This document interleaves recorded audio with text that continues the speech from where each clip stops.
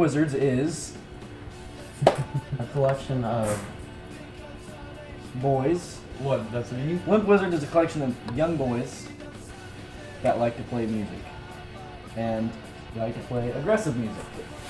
So what is Limp Wizurdz? We are fucking trying. It was a joke deal at first, for the most part. It evolved like a Pokemon. It just, from there on... With the Wizard Stone? With the Wizard Stone, that's right. We made a bunch of videos. Not the Sorcerer's Stone. Not the Sorcerer's Stone, the Wizard Stone. We made a lot of songs, gained a lot of things, gained a lot of different things. I've known this kid since first grade. Daycare, son. By some miracle, I've tolerated him long enough to form a band and meet these other two cats who make dealing with him a little easier. They didn't lose their brain cells. I didn't lose my brain cells. And then we met a few people. We started playing music, started getting new things, new people, and boom. It was Boom good. goes the dynamite. Boom goes the dynamite. What do you think about the band Limp Wizurdz? What do you think about your head going up somebody's ass? I think a head going up my ass feels a lot like what Limp Wizurdz sounds like. Yeah, that sounds like shit then, that doesn't. It's kind of everywhere, honestly. We just play whatever we want. Yeah. It's funny, like, the style of music we write has definitely changed, though. Like, from, at first it was, like, just nonsensical, like, funny bullshit. And then it kind of was like, all right, let's try to be serious about this. And then it was just, like, a lot of, like, hammer-on power chords, like, let's play as loud and as fast as we can. And, like, it was all right. And then we eventually got better as musicians, I guess. I don't know. And are writing halfway-ass decent songs now that I enjoy to play. I feel like all our songs were decent. Before I'd just say like, oh yeah, it was punk rock, whatever, cookie cutter. But it's like, I really don't know what to call it because sad dad jams. That's played out though. We got our own though. We invented sad dad jams. Trap. Chicago, Southside Chicago trap. That's what you're looking for. You got Jeff, me, Rod. We rap. That's right, baby. Norm Music Fest, dude. So one of the shows that really defined us. We had barely been a band for like a couple months, and we got offered to play at Norm Music Fest. And you can find this video online. Taylor hates this video. Deep in the but yeah, we played maybe 2 or 3 shows at the time. We were all in high school, and there was another band that went to our high school called Reg, and they were really good, and they just now disbanded recently, actually, as of 2015. And they were really good, and they played right before us, and they pulled like all the popular kids, all the like frat boys from like all these people that were just like way up in social status, and here come our dumbasses walking up to the, we're gonna disrupt it. I don't know, it was really bad, and within like the first song, everyone just left, and like. But the thing was like the fact that we were playing Music Fest and like how we'd gone to the festival years previous, it was still cool as hell, even if we sucked. Like I had fun, and then. But that show honed us. Like, as I said, because we played it the next 2 or 3 years after. And that show, like up to that point, we had played 2 or 3 shows and they weren't bad, so we were like, well, we're pretty good, we can kick ass, and we realized like, damn, like that, it kind of humbled me a lot and made me want to be a better musician. I still say that after every show. Yeah, after every show, you're gonna have some sort of like new. Could have done better. Like a redefining. You know, we've actually had a point where we film most of our shows and go back and watch it. So you could say in a way, every show's defined us. Bad Grannies, we played there a lot.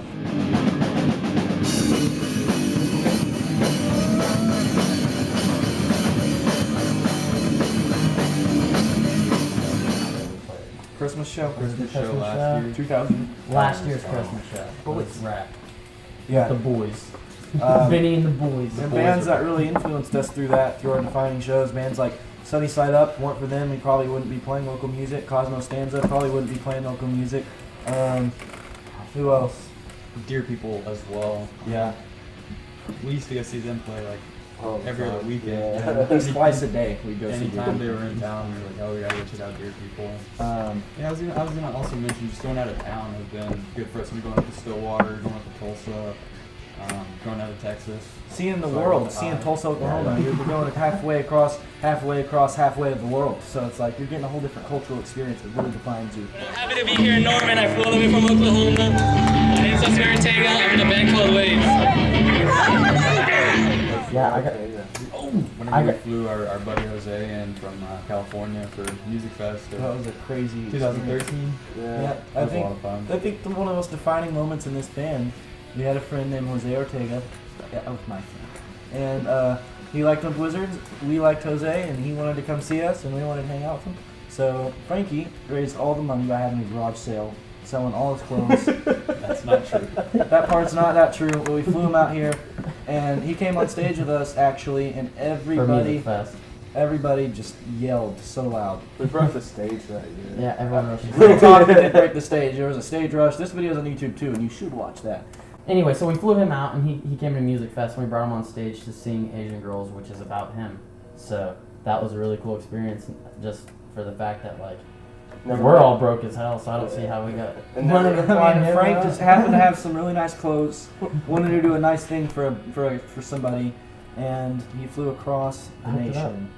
I'm so glad to fly from Norman. Did you hear that? But then our first Texas show, it was Gainesville, and right after we played, we're loading out, and Frank grabbed my cab, or his cab, whatever, and threw it up, and I just so happened to, like, come right over his shoulder, and he clocked me in the eye, knocked me out, put a big gash in there.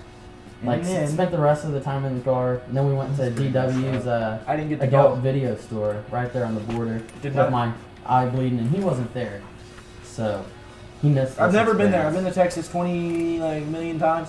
Never been in that store. Going out to Altus has been a good experience for us as well. It's a weird, small town, but they have A thriving young scene. Everyone down there is very supportive in the town of Altus, Oklahoma. So anytime we're feeling bad about ourselves, we go down there and people love it. Our first album was called Limp. Love is my passion. A full-length LP about battling my father from space and time and a factory. Bunch of crazy shit. What kind of factory? A spooky STD factory, whatever that means. Second release, Gary England EP. We hit the scene. Gary's afraid. This is when Gary was big. We wrote the Gary England EP over our love and enthusiasm for Gary England and Oklahoma weather. Not Kelly Ogle. Or Rick Mitchell. Yeah. But Gary Especially England, not Rick because Mitchell. he was big. He's a big boy. And So we made this EP, right? Yeah. We play some That shows.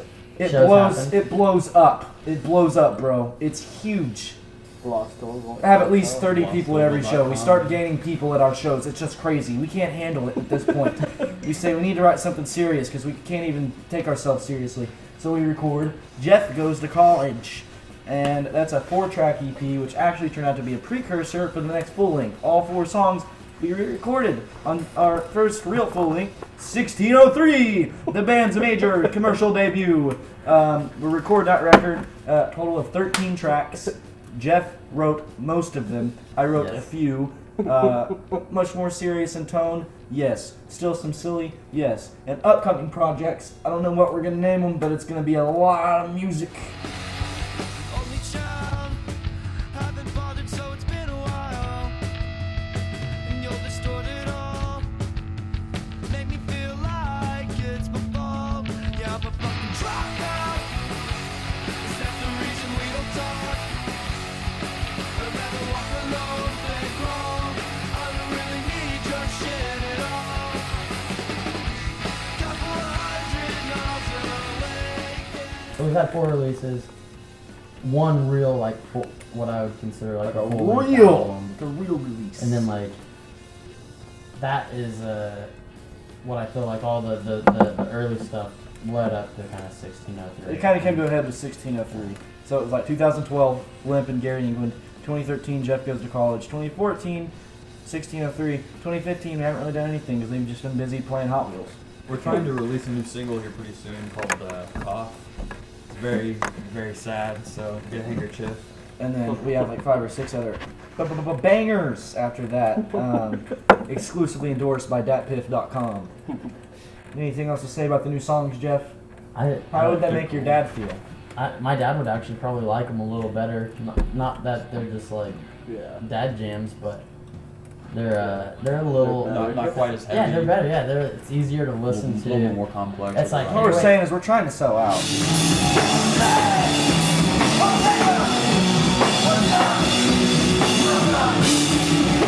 80% of my waking time is spent at school, doing school stuff, and it's pretty rough. Studying. Jeff, what about your life outside of Limp? What do you do? Catches cigarettes and eat? I work on automobiles of the vehicular kind. What do you do? I work 2 jobs. I work a total of 58 hours a week. What do you do? And I work at a pediatric clinic. Nice. And then I also work on trailers all day. Your boy T. I'm just the everyday pawnbroker. You know, just do whatever I need to do to get that money.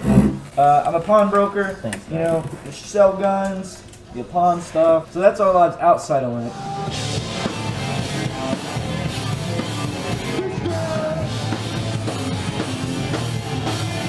I tour a lot and actually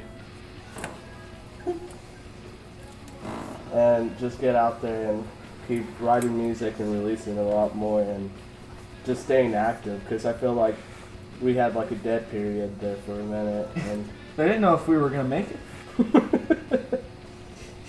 We just recently had our first show get shut down by the police. I'd like to have that happen a couple more times. That was cool.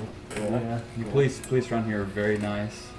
Have a lot on their plate being a Norman, so Norman is. I'm glad they could stop by and shut down our show. It was very. But I would say just like keeping this core group together. We've been a band for a little while now, like 3 or 4 years, and I can definitely notice a progression from where we started to where we are now.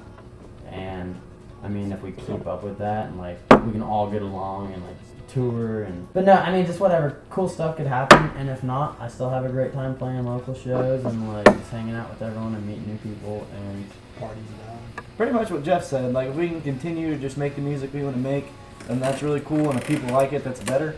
And especially with like the new songs we've been writing and playing and stuff, like they've gotten more technical and like they sound better to me. Like Taylor's come a long way as like a songwriter and like a vocalist. Like this last song we're just in the studio recording, like we were listening to it and I was like, man, I can actually understand what he's saying like the first time I heard it, you know. I don't sound like a dummy anymore. Yeah, he doesn't sound like a silly Sally anymore. And so I already see it. So it's like he sees keep it. the It ball only took me rolling 4 It took me 4 years, you know what I'm saying? Taylor is So in another 4 years, hopefully I can be at the point where maybe I could sing on pitch, and after that we could start working on better everything. So if Limp Wizurdz can deal with Taylor Young, we might be all right.